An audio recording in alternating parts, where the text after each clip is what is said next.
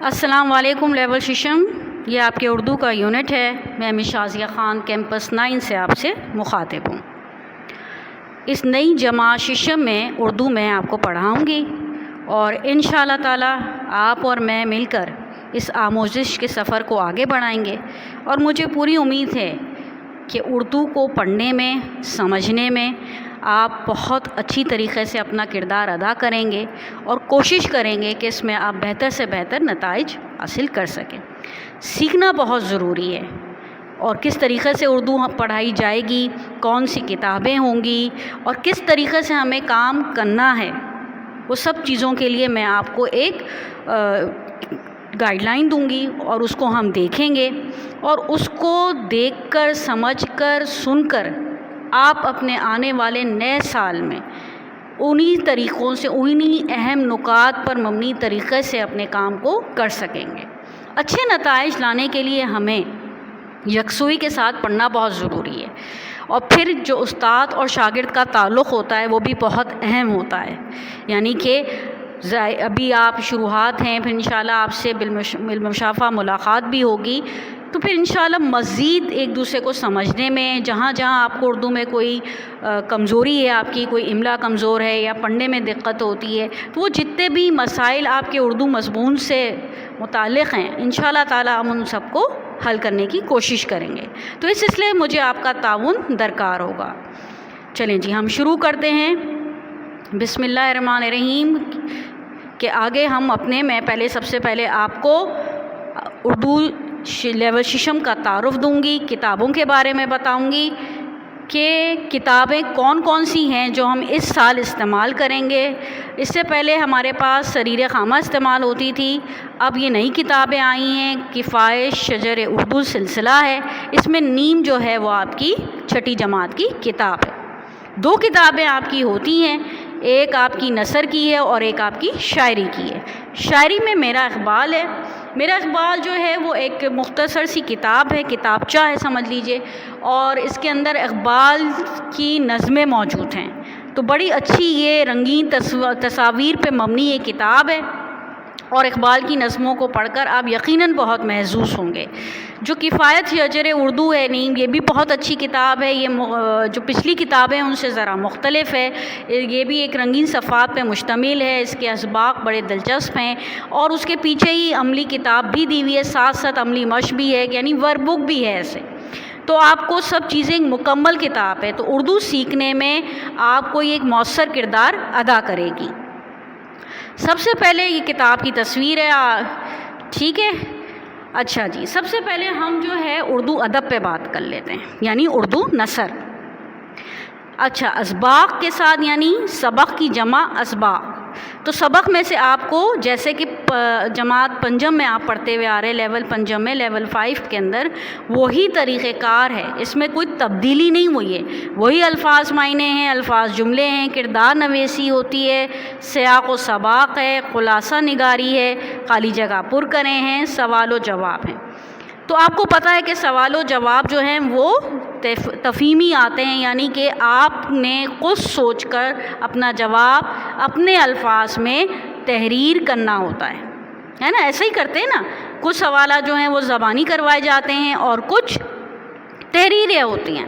لیکن ایک چیز جو ایگزام پوائنٹ آف ویو سے بھی اس میں ذکر کر لیتے ہیں جب ہم ادب کی بات کر رہے ہیں، کہ کتاب کا مطالعہ بے انتہا ضروری ہے۔ یاد رکھیے، جو سوالات ہیں وہ ضروری نہیں ہے کہ جو مشق میں سے کرائے گئے ہیں یا جو آپ کی کاپی کے اندر ہیں وہی کے وہی آ جائیں گے۔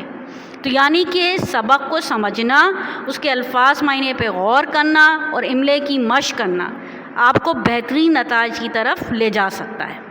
تو ان ساری چیزوں پر محنت کرنے کی ضرورت ہے۔ اب یہ بھی ضروری نہیں ہے کہ ساری کی ساری چیزیں ایک ہی سبق میں سے کرا دی جائیں۔ مثال کے طور پہ الفاظ معنی، مشکل الفاظ جو ہیں وہ تو سارے اسباق کے ہوں گے، لیکن کردار نویسی ہو سکتی ہے کسی ایک آدھ سبق میں سے ہو، خلاصہ کسی دوسرے سبق میں سے ہو۔ تو ہمیں جو چیزیں سکھائی جا رہی ہیں بنیادی طور پہ ہمیں اس میں ہی مشق کرتے رہنا ہے۔ تو کوئی بھی پریشانی کی ضرورت نہیں ہے، جو نئی چیز، کوئی بھی نئی چیز نہیں آ رہی ہے، جو پرانی چیزیں ہیں ان میں مزید بہتری لانی ہے اور ان کی مشق کرنی ہے۔ حصہ نظم جیسے کہ میں نے آپ کو بتایا شاعری میں نظمیں ہیں، تو نظمیں صرف میرے اقبال میں سے نہیں ہو سکتی، بلکہ یہ جو آپ کی درسی کتاب ہے اس کے اندر سے بھی کچھ نظمیں ہوں گی اور میرے اقبال میں سے بھی ہوں گی۔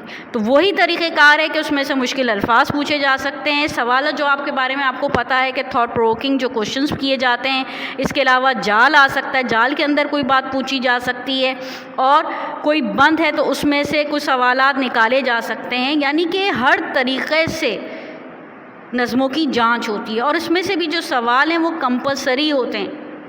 ایسا نہیں ہے کہ شاعری یا نظمیں اگر 1 سے 2 نظمیں آپ کے پیریوڈیکل میں یا منتھلی ٹیسٹ میں ایڈ ہیں تو اس کے اندر آپ جو ہے کوئی چیز، ہر چیز کی آپ کو پریکٹس کرنی ہے۔ مرکزی خیال جو ہے وہ آتا ہی آتا ہے، سمجھیں 100% ہے کہ مرکزی خیال اور الفاظ معنی تو پوچھے ہی پوچھے جاتے ہیں۔ تو اگر آپ کو مرکزی خیال میں اکثر بچے پوچھتے ہیں کہ مس شاعر کا نام لکھنا ہے نہیں لکھنا، تو ہمیشہ یاد رکھیں کہ جب اگر سوال دیا جا رہا ہے کہ نظم کا مرکزی خیال تحریر کریں تو یہ بات جو ہے، یہ بات سمجھنے کی کہ اس میں تو شاعر کا نام آپ نے لکھنا ہی لکھنا ہے، مینشن کرنا ہی کرنا ہے، تاکہ آپ اگر کسی نظم کا بنیادی تصور کو بیان کر رہے ہیں تو اگر اس میں آپ شاعری نہیں بتا رہے تو کس طرح پتہ چلے گا کہ آپ نے نظم کو باقاعدہ بغور یکسوئی کے ساتھ پڑھا ہے کہ نہیں پڑھا۔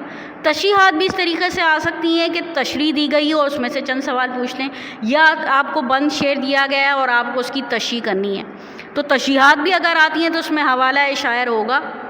تو جو بھی نظم سے متعلق سوالات آتے ہیں سوائے سوال و جواب کے، اگر مرکزی خیال تشریحات آ رہی ہیں تو اس کے اندر آپ شاعر کا حوالہ دیں گے۔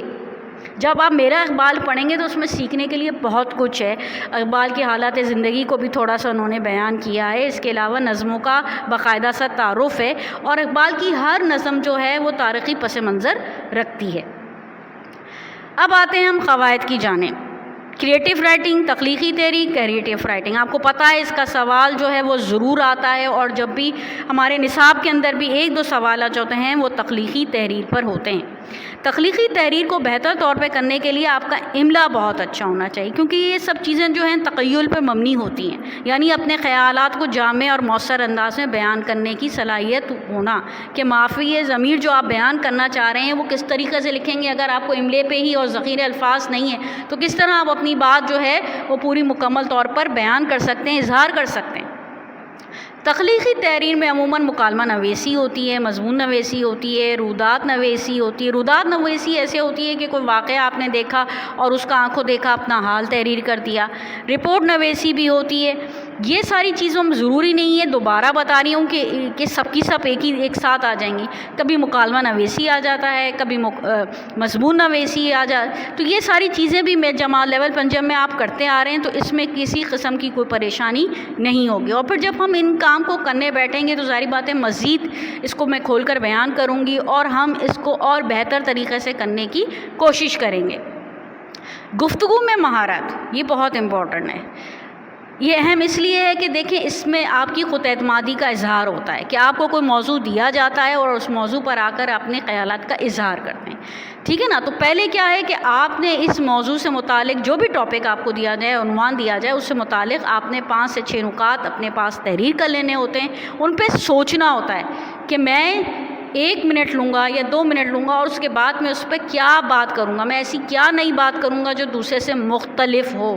تو پہلے ایک خاکہ ذہن میں بناتے ہیں اور اس کے بعد آ کر اپنے خیالات کا اظہار کرتے ہیں، کیونکہ اگر آپ اس کے لیے پہلے سے نکات تحریر کر کے ایک رف پیج پہ نہیں کریں گے تو پھر آ کے آپ وہاں کھڑے ہو کے جب سوچتے ہیں تو وہ اچھا تاثر نہیں جاتا۔ تو یہ کیونکہ ہمارے امتحانات میں بھی اس کا اہم کردار ہوتا ہے، اس کے بھی نمبر آپ کو پتہ ہے 5 نمبر میں گفتگو میں مہارت آتی ہے، تو اس پر بھی یہ ہے کہ آپ کو پوری جماعت کے سامنے کھڑے ہو کر خود اعتمادی کے ساتھ بولنا ہوتا ہے۔ اور یہ چیزیں آپ کو کہاں مددگار ثابت ہوتی ہیں کہ آپ جب آپ کی اسمبلی پریزنٹیشن ہوتی ہے وہاں جا کر آپ جب اسمبلی کے اندر کھڑے ہوتے ہیں تو اپنے اندر آپ کانفیڈنٹ اور خود اعتمادی محسوس کرتے ہیں۔ قواعد کا آپ کو پتہ ہے کہ قواعد کے اندر جو ہے جو اہم چیز ہے وہ آپ کے واحد، جمع، مذکر، مؤنث، مترادف الفاظ متضاد ہوتے ہیں۔ آپ کی جو کتاب ہے درسی کتاب، اس کے پیچھے یہ ساری چیزیں دی گئی ہیں، اور یہ جو قواعد کا یہ جو حصہ ہے یہ بہت اہم ہے، کیونکہ اس میں آپ کو پورے نمبر حاصل ہو جاتے ہیں۔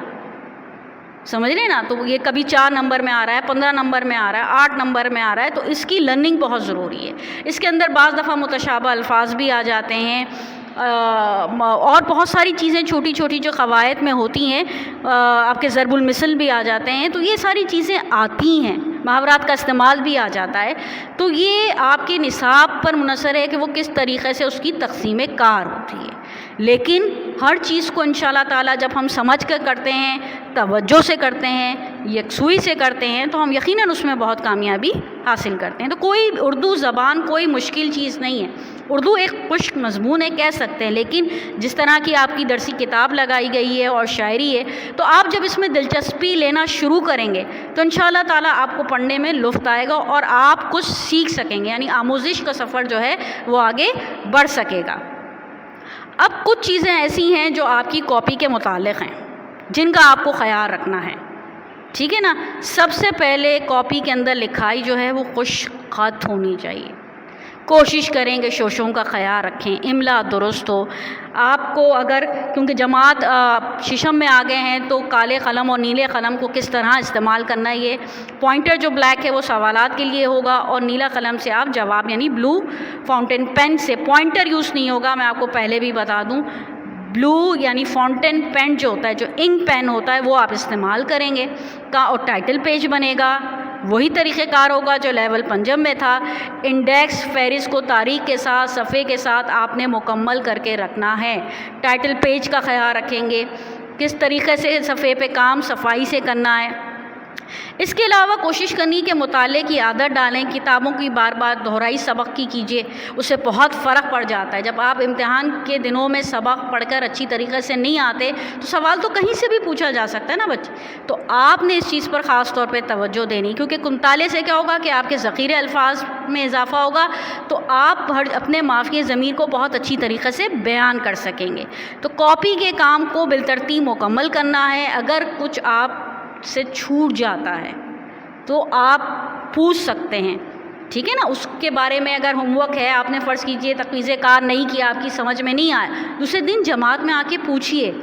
تو کوشش کرنا ہے کہ ایک مجھے نظم و ضبط کلاس میں چاہیے، ٹھیک ہے، اور دوسرے ہے کہ ہمیں جھوٹ نہیں بولنا. ہم سے غلطی بھی ہو جائے تو ہمیں آ کے بتانا ہے کہ مس یہ کام ہم سے نے مکمل نہیں کیا، کیا مسئلہ تھا، کیا پریشانی تھی. جب تک آپ اور میں مل کے بیٹھیں گے نہیں، ہم آگے نہیں بیٹھ سکتے. تو آپ نے بالکل اپنے آپ کو یہ سوچ کے آنا ہے کہ میں نے پڑھنا ہے، کیونکہ کافی عرصہ ہو گیا ہے کہ اب ہم آن لائن پڑھنے کے عادی ہو چکے ہیں. آن لائن لیکچر سننا ہے، اگر کلاس آن لائن ہے اس کے بعد وہ کاپی میں کام کرنا ہے، اور اس کے بعد کوشچن آنسر سیشن میں آ کر اپنے کام کو بتانا ہے. اس میں اگر پھر نہیں سمجھ آیا تو پھر دوبارہ پوچھنا ہے، اور اس کے باوجود اگر کوئی مسئلہ ہے تو آپ واٹس ایپ پہ بھی مجھ سے پوچھ سکتے ہیں. تو کوشش چاہتی ہوں میں آپ سے، میں نہیں چاہتی کہ آپ بہت زیادہ ہی قابل ہوں، بہت زیادہ گریڈز ہائی ہوں. میری نظر میں وہ بچہ بہت اہم ہوتا ہے جو کوشش کرتا ہے. تو کوشش کرنے کا وعدہ ہونا چاہیے، اور مجھے پوری امید ہے کہ آپ کے ساتھ یہاں آنے والا یہ سال بہت خوشگوار گزرے گا، اور ہم اچھی طریقے سے اپنے آموزش کے سفر کو آگے بڑھائیں گے. تو اپنا بہت خیال رکھیے گا. اللہ حافظ.